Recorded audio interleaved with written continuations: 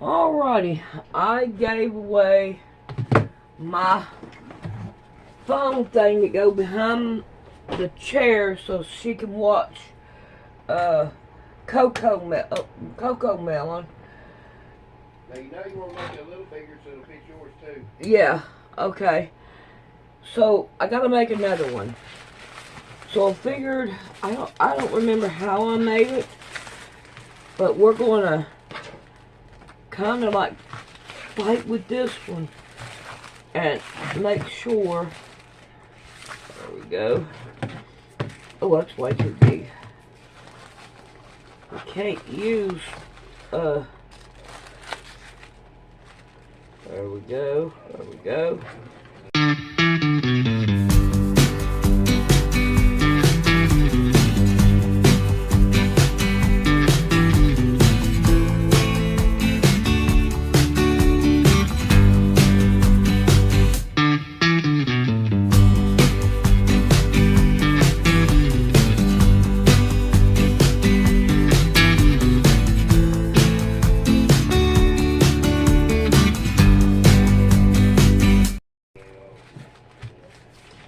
Just a little bit more. I think that right there would be good. Alrighty, we have 150 yards. Yeah, 6 inches. So that'd be 12. So let's go like this. Make sure I got nothing underneath it. 12. Well, I'm going to get to the line. 12, so let's cut it down to 12.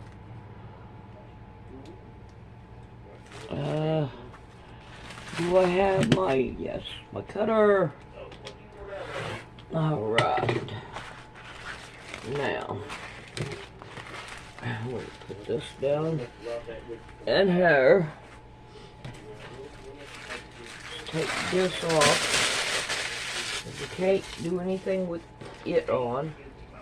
Oh, I should cut it down just a little bit more, because we don't need the whole thing.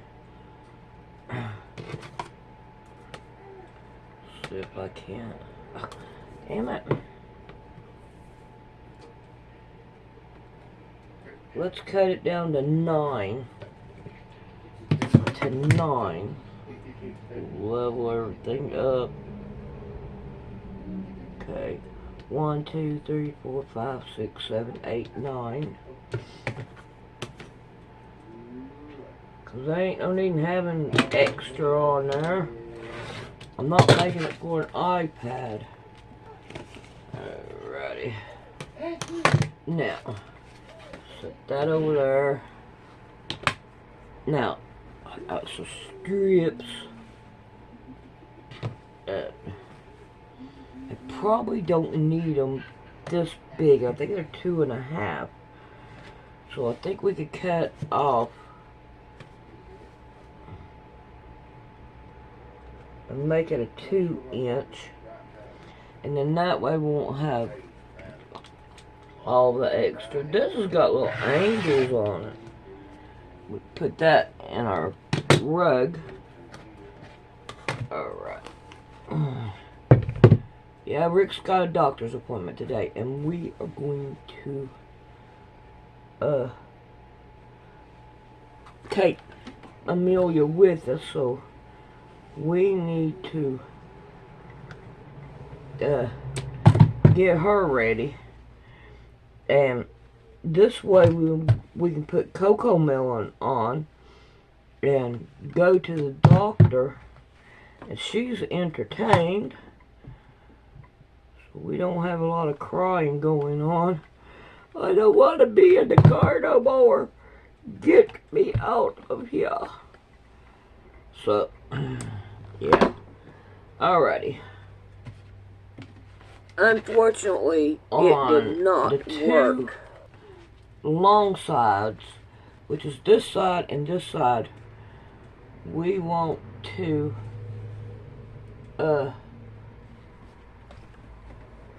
sew a piece of this. Oh no. I'm sorry. No, no, no, no. Why? My immigrant mother just called me on the phone innocently asking me if she should start carrying her passport in case they start doing mass deportations to prove that she's a citizen. It's so sad.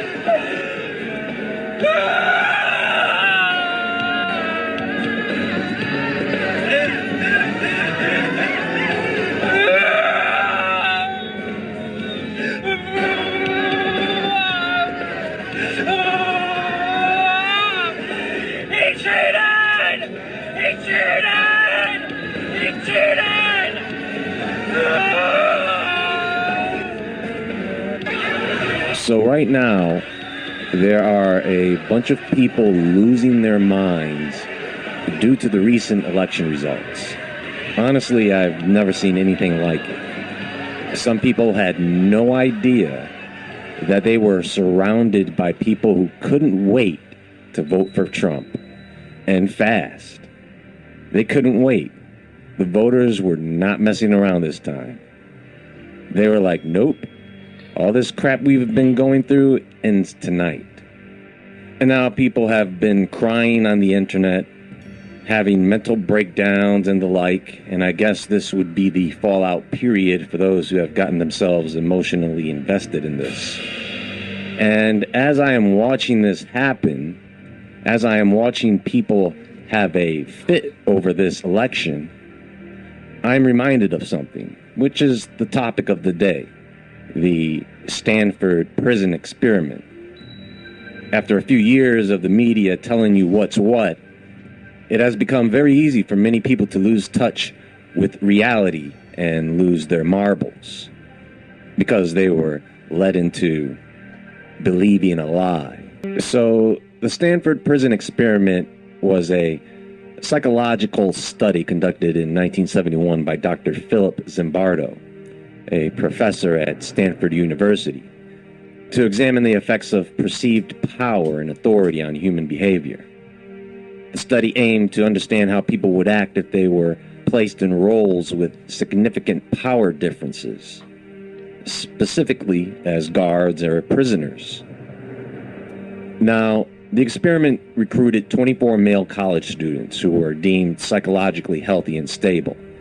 They were randomly assigned to the roles of either guards or prisoners in a mock prison set up in the basement of the Stanford Psychology Department.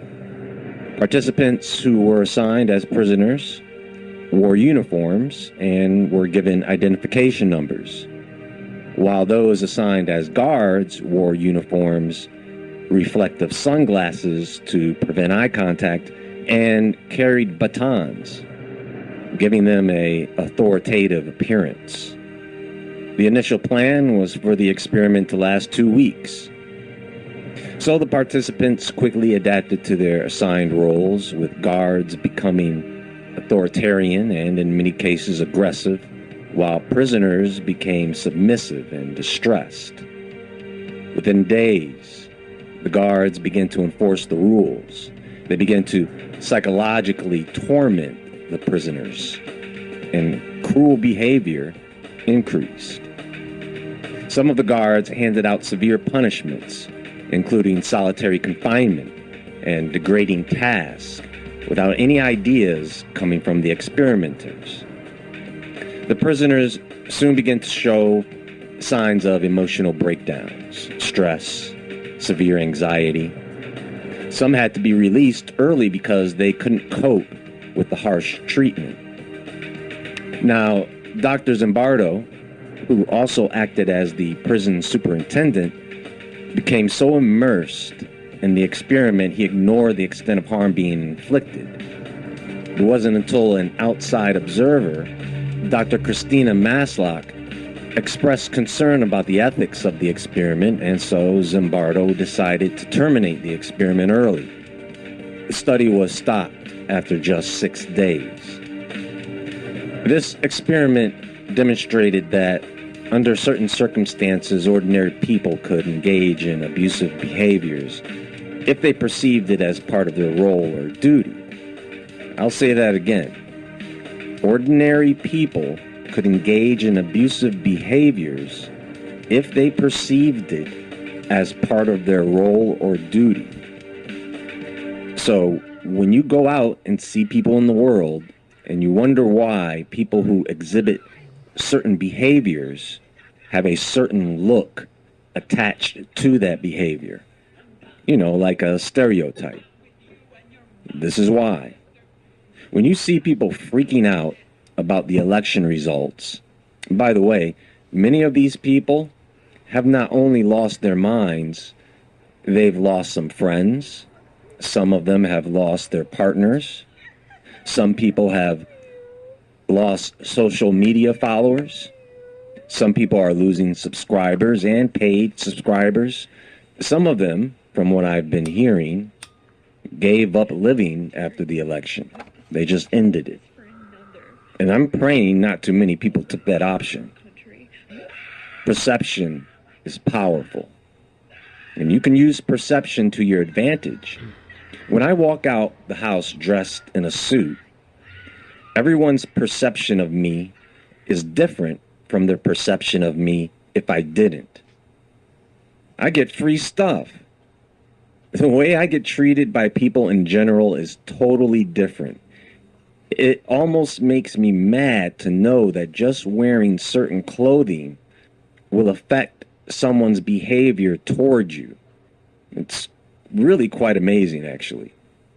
And we can't help it. I bet you that if I took a large group of people and put them all in Superman costumes, I bet some of those people are going to end up getting injured because they lost themselves in the role. Yes, that's how much faith I have in people these days. Now, let me give you a day-by-day breakdown of the events that took place during the experiment. On day one, the participants were unexpectedly arrested at their homes by actual local police officers who took them to a real police station for fingerprinting and booking. They were then blindfolded and transported to the Stanford County Jail, a simulated prison in the basement of the psychology department. Upon arrival, the prisoners were stripped, deloused, and assigned numbers. Each prisoner was issued a uniform and had a chain placed around one ankle as a symbol of their captivity. Guards were instructed to establish a sense of order by enforcing specific rules for the prisoners. At this stage, the guards were not yet aggressive, and the prisoners were mainly adjusting to their new roles. Day two. Early on day two, the prisoners resisted by barricading themselves in their cells and refusing to follow the guards' instructions, such as refusing to come out for roll call. They also took off their assigned identification numbers. So in response, the guards saw this as a challenge to their authority. And so they used fire extinguishers to push prisoners away from the cell doors and then physically restrain some prisoners. Then the guards began isolating and disciplining the leaders of the rebellion. Now the guards started enforcing privileges for compliant prisoners and used dehumanizing techniques to control behavior. One cell was designated to be the privilege cell, where prisoners who obeyed received better food and rest, and non-compliant prisoners received punishments such as loss of mattress privileges and were sometimes forced to sleep on the floor. On day three, the guards intensified their tactics, including more frequent roll calls, even in the middle of the night, to keep prisoners awake and disoriented. Psychological abuse increased, with guards making prisoners perform humiliating tasks like cleaning toilets with their bare hands. Zimbardo and his team heard a rumor that the prisoners were planning an escape. This led to the increased security and added stress on the prisoners, which included moving some to an actual police holding cell temporarily. Some of the guards sought ways to divide and control prisoners, so they convinced certain prisoners to act as informants, creating, of course, distrust and further isolating individuals. Now, on day 4, multiple prisoners began to experience severe emotional distress. To simulate real prison conditions, Zimbardo allowed a visiting day where prisoners' family members could briefly see them, right? However, the guards cleaned up the entire environment and instructed prisoners to smile and behave well in front of their families. The guards also observed the family visits.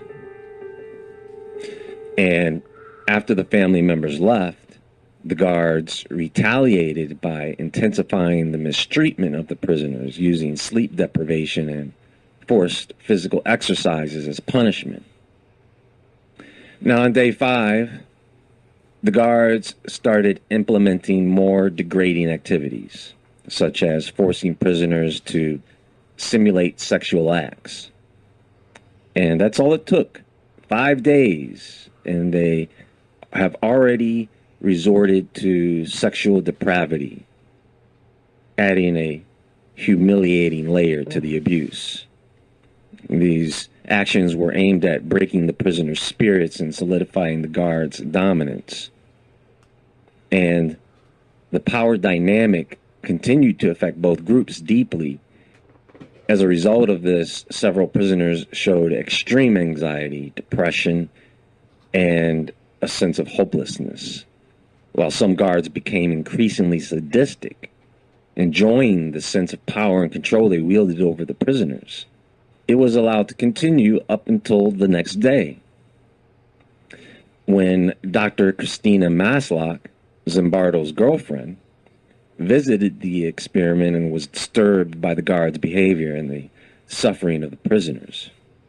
So she questioned the morality and ethics of the experiment, and Zimbardo stopped it. You could really see the hate come out of people when we have things like this happen. It happened during the pandemic, and now again with this past election, and I can see that people can truly be hypnotized by what's in the media, all media. Folks, a major shift is happening right now as a result of that election. Crying over Trump. If they only knew. Do you guys remember me mentioning before that whoever is elected president will definitely have an impact on what happens to other countries around the world? Well, take a look at this. So I have this video I want to show you guys, and, well, just take a look at this. Trump's not even president yet. Have you seen what's happened in the last 48 hours? The misogynist appoints the first ever woman to be chief of staff. The Taliban announced they want peace with America and to be taken off the terrorist list. Putin came out and said that Western civilization is not an enemy. Mexico has started securing the border in, of course, response to tariff threats. Saudi Arabia is kicking out all of their Hamas leaders. New York is cleaning up their illegal migrant crisis. Xi Jinping came out and said he wants to peacefully coexist with China and said that they respect American people. The European Union chief finally came out and said, hey, America, can we start buying LNG from you so they stop buying from Russian gas? Putin says he takes Donald Trump's plan to end the war with Ukraine very seriously, and Russia supports it. This is 48 hours after he was elected president. 48 hours. He hasn't even taken House yet. The Houthis are stepping back. The Hamas called for an immediate end to war. He's calling for term limits in from Congress so that way people like Nancy Pelosi stop being forever members. Stock markets and crypto hit all-time highs. He sent Kamala Harris and Hillary Clinton into depression. Because of all of this amazing news, white, liberal, ugly women are now refusing to have sex with men. America is in fact being made great again. There you go. I mean, what else is there to say? Anyway, that's all for now. That's all I got. Everyone have a wonderful day. Talk to you later. Stay awake, stay aware, stay safe. And I'll talk to you all soon. Alrighty, I don't know if you can see this or not, but I'm hoping that you can see this right here part. Alright, all we gotta do is just take this right here and put it down on it and tie it. There we go. Well, let me get around to the other side so I can see what I'm not doing right. And just tie this right here down. And that way,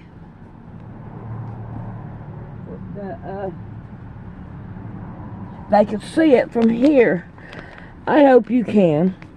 Let's put something on so that you can. Alright, let's see if we can't. Oh, it went dark on me. Damn it. Why?